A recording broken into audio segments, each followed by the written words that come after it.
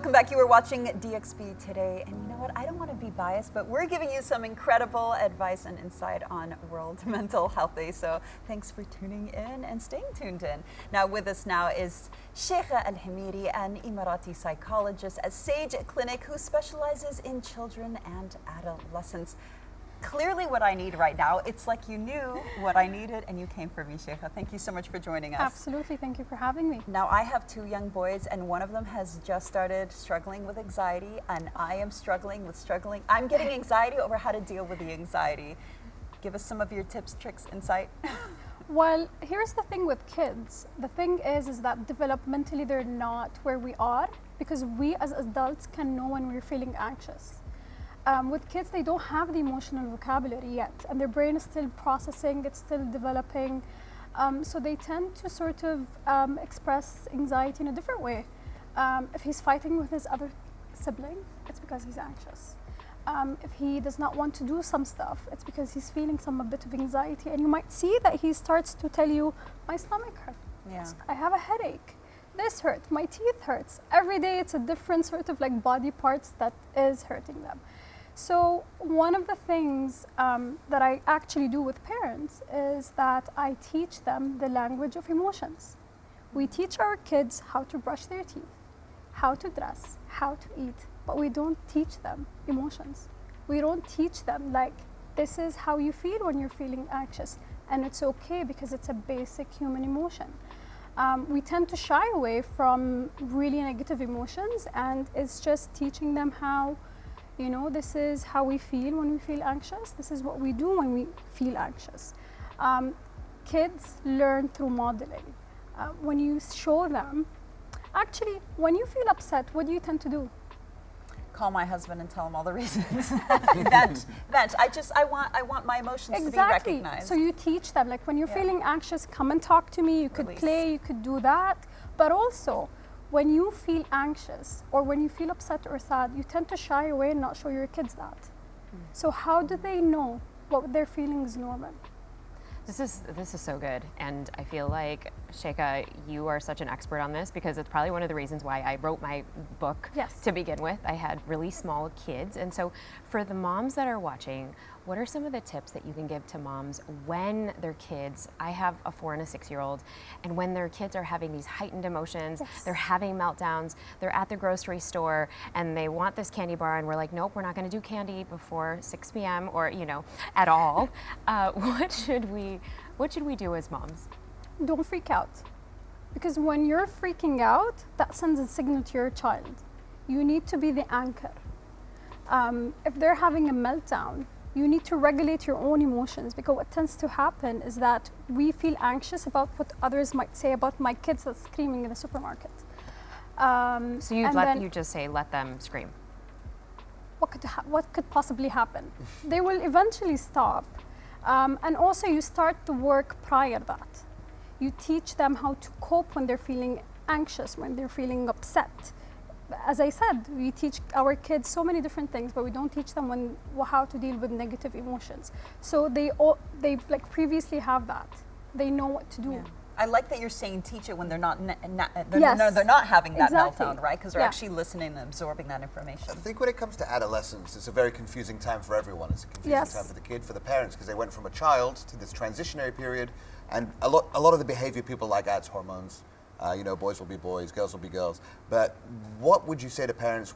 What red flags should they actually look out for? Like, my child might need professional help rather than just being shown how to feel their emotions. That's actually the question that should take them to the, to an expert, because they're seeing signs that, there are small changes in their child, and that's when you should go and seek an expert. And for us, psychologists who work with children and adolescents, it's our job to intervene early.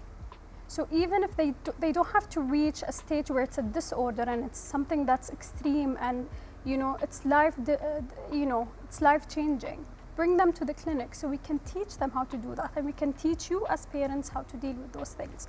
In terms of signs, it could be stuff like they're avoiding going to school, there are changes in their appetite, there are changes in their sleep, they are not doing the things that they love. And these are like the red flags that you should probably look at or look for. So Shaikha, I actually have a sister who's 18 right now, and she's become my best friend again. But during her time between 15 and 17, she was closed off. And now my brother is going through the same thing at 17. So what do you recommend parents to do to kind of break that silent barrier and know that their child is going through stress or anxiety? Spending time with them, talking to them about negative emotions, and probably giving them stories about a time where they struggled. So they know that what I'm struggling through, so normalizing this period of going from a teenager to an adult, it's such a transitional period, and it's a lot stressful. So giving them stories so they can relate to and know that what we're going through is extremely difficult. And at the same time, what you could do is spend time, do the things that they love to do, that could probably make them feel more comfortable to talk. And when they do talk, don't be judgmental. Even if what they say is completely crazy and insane, but having that safe space where they can talk about their emotions. Mm-hmm. Yeah. Well, and I've found, Shaikha, that whenever my kids are on their iPads, they turn into completely different human beings, and then versus when they are off their iPads. And I know this is general for everybody and every parent watching. How can we talk about this screen time epidemic that all of us mamas are facing? Because I think our kids are growing up in this generation where everything is too fast, too in their face, so much dopamine all the time.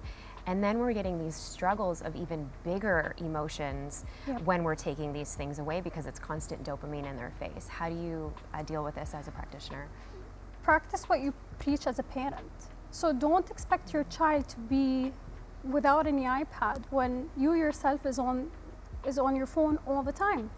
Mm-hmm. And teach them that there is a world out there. So having, when we were kids, we didn't have iPads.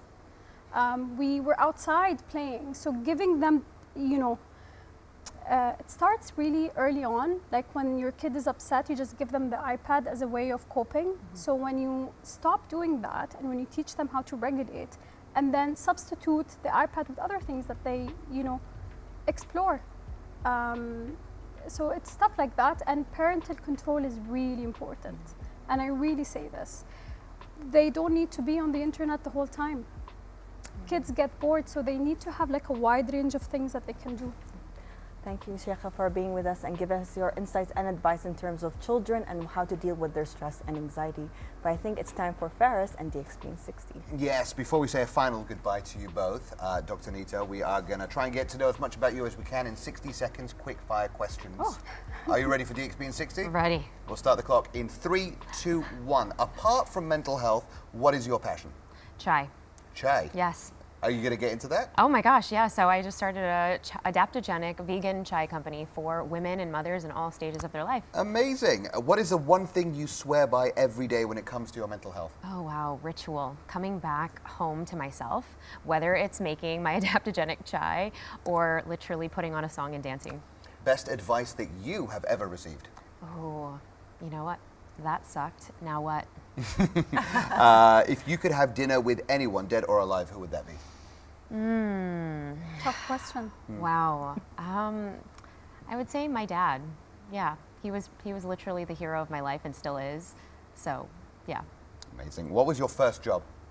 I was scooping ice cream at Big Dipper in Navy Pier, Chicago at 14 years old. Living the dream. What's your favorite way to unwind after a long, stressful day? So as I love yoga, I put my legs up the wall, and you can do this at any wall, but it's great because, blood flow back to your nervous system, and it's a great reset. Well, we've already run out of time, but I enjoyed the tip. Thank you so much. Thank you guys so much. Both of you, amazing advice today and so much that we're going to take home and hopefully implement. So I thank you both for being on our show, being an excellent guest co-host. As for all of you out there watching, you must stay tuned because we've got Naima Archer, very talented violinist, getting ready to perform for us at Music Loves Company. So stay tuned. Hi, it's Naima here. I'm a professional violinist. I will be performing Don't Be Shy by a very young Latin artist. And I chose this song because it described much more about the Latin culture and the Latin community. and I really love performing live active pieces. Stay connected to the end of the show so you can see me performing today.